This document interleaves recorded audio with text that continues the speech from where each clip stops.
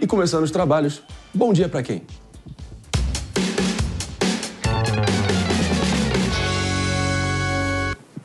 E o nosso bom dia de hoje é para o PP e tantos outros que nessa semana repetem o já tradicional ritual que acontece a cada 45 dias.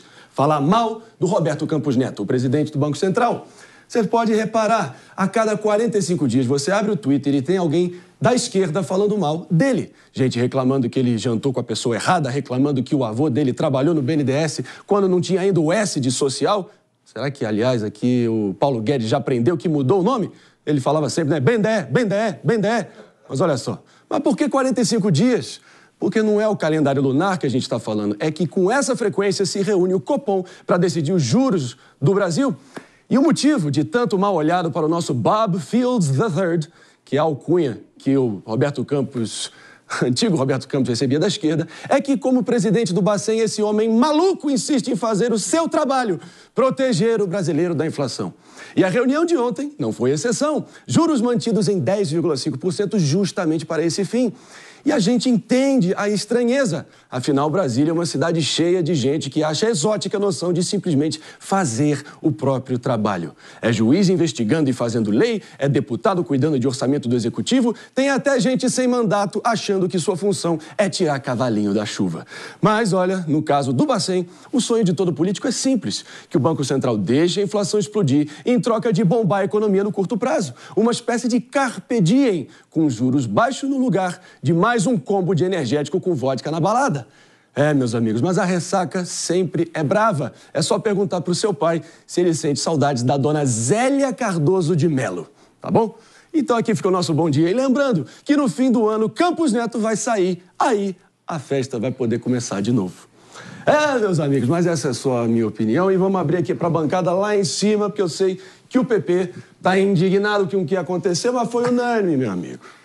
Lula disparou, soltou os cachorros, cuspiu vespa para cima do Campos Neto, mas até o sujeito, o Galípolo, né, botou juntinho. Qual é a sua leitura, meu querido? A vitória do rentismo sobre a racionalidade.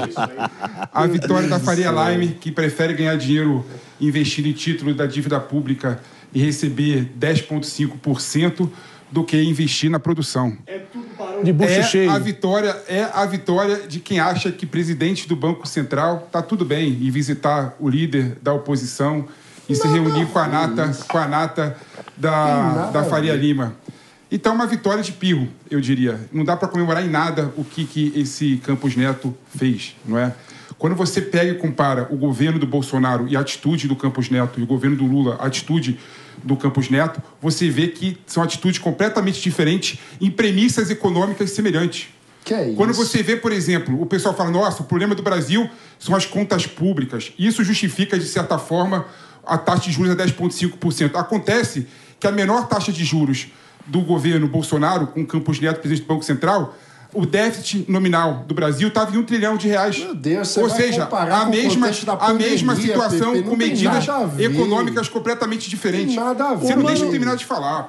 Concluindo o raciocínio, então. Difícil. Concluindo o Pode raciocínio. falar. Tá doido aqui para pegar. Pode pegar a palavra, vai. O autoritarismo liberal não deixa eu terminar de falar. Então vai que é sua, mano. Vai que é sua, Mano Ferreira. E ao contrário de você, eu vou deixar você falar, mas depois deixa eu terminar para falar. É impressionante o populismo do PP. O populismo. Nada a ver. Dinheiro não cai do céu. Nada Se a o ver. governo não fecha suas contas, a taxa de juros não consegue continuar a trajetória de queda. O fiscal piorou, todo mundo reconhece isso, até os diretores do Banco Central, indicados pelo PT, reconhecem que a situação fiscal piorou. Isso é retórica, a olha os ponto números. de terem que votar em unanimidade para que a taxa de juros se mantenha. Então, não dá para negar a realidade, Pepe. Pepe, sei que você está bufando. Vamos lá, vamos botar a ordem aqui. Claro que a gente tem que sublinhar as diferenças, a palavra já vai ser sua. Mas, Mota, pelo visto, o presidente Lula está quase mais ou menos tipo um Carlos Alberto da Nóbrega, né?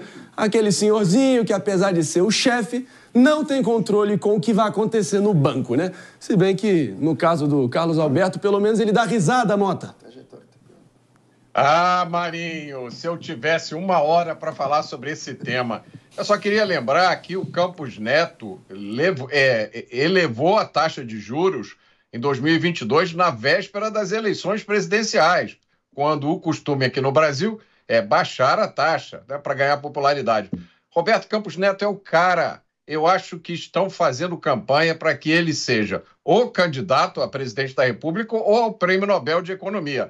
Agora, nós, comuns mortais, é bom a gente começar a construir a nossa Arca de Noé, porque o dilúvio está chegando. O mandato de Campos Neto acaba no final do ano. E aí, quem vai dirigir o Banco Central? Alguém indicado pelo governo. Um governo que acha que gasto é vida e que já avisou que todos os livros de economia estão ultrapassados.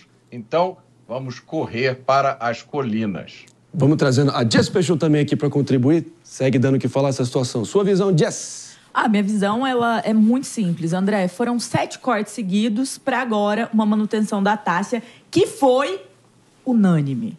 O Lula tem 4 indicados nessa reunião. Os 4 concordaram com o Campos Neto em relação a essa situação. E o porquê disso é a situação fiscal do Brasil, o porquê disso é a alta do dólar, que hoje já deu uma quedinha pela boa decisão do Banco Central na manutenção dos 10,5%.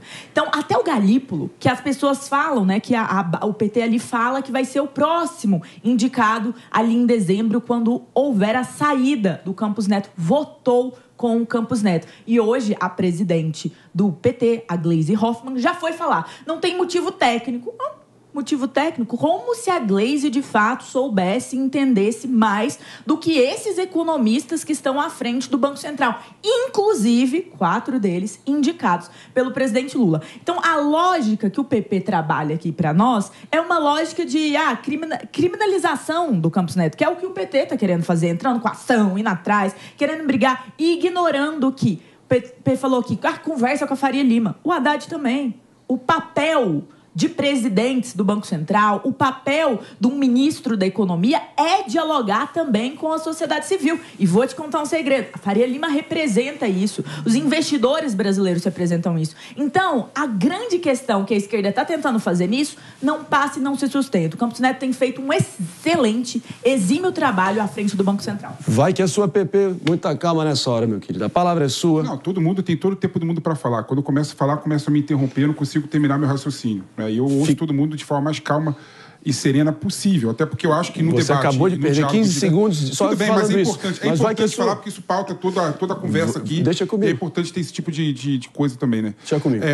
Primeiro, o presidente do Banco Central, o presidente da República, não tem que se curvar para o mercado, Jéssica. Não tem que ficar dialogando com a Faria Lima. Ele tem que preocupar, sim, com crescimento econômico e com redução da desigualdade social. Em qualquer país do mundo, quando você pega, o presidente do Banco Central, ele tanto é responsável pela rigidez econômica, pela valorização da moeda e também pelo crescimento econômico. Só no Brasil que o banqueiro do Banco Central só fica focado na questão da redução da inflação e da taxa de juros. E é bom lembrar que o Campos Neto, quando você analisa os números, ele fracassou. Porque o presidente do Banco Central tem que buscar sempre chegar na baliza inflacionária. Em todos os momentos do governo Bolsonaro, a banda inflacionária foi maior do que de fato aconteceu. Ou seja, o Campos Neto errou. Ele só conseguiu atingir no governo Lula pela primeira vez no seu mandato de quase 4 anos. Ou seja, o Campos Neto é um fracasso. E quando você analisa, por exemplo, a questão do câmbio do Brasil, né, que o dólar está quase a 5,60, no governo Lula, pela primeira vez, ano passado, em 25 anos, o Banco Central não interviu em nenhum momento para diminuir o câmbio e desvalorização do real. No governo Bolsonaro, ele interviu 92 vezes. 92 vezes. Ou seja, dá para você ver claramente que há uma distorção de comportamento e de conduta do presidente do Banco Central no governo Bolsonaro e no governo Lula. E tinha que ser exatamente a mesma. Então, essa conversinha de que o problema do Brasil seria, de certa forma, as contas bancárias, né, as contas públicas que estão estouradas, isso é balela. Porque é bom lembrar que quando o Brasil teve a menor taxa de juros no governo Bolsonaro, que teve 2,25%, o déficit nominal alcançava R$1 trilhão.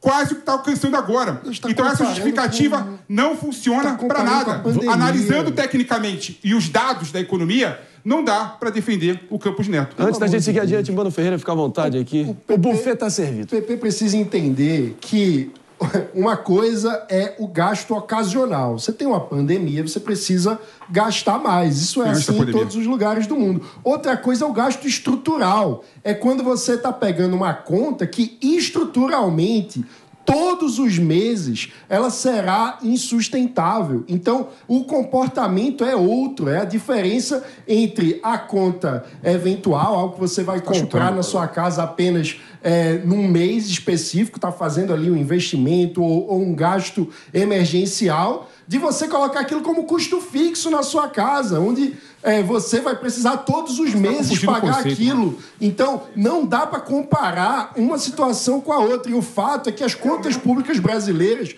estão completamente desestruturadas, desequilibradas. E a gente tá numa situação que os gastos obrigatórios vão chegar a 100% do orçamento se nada for feito. Então, é desesperador olhar as contas públicas e não deveria ser surpreendente. O perfil econômico é assustador, mas não deveria ser surpreendente. PP, você vai ter mais do que várias oportunidades olhando adiante aqui para fazer, enfim, trazer tua visão e fazer teu contraponto. Porque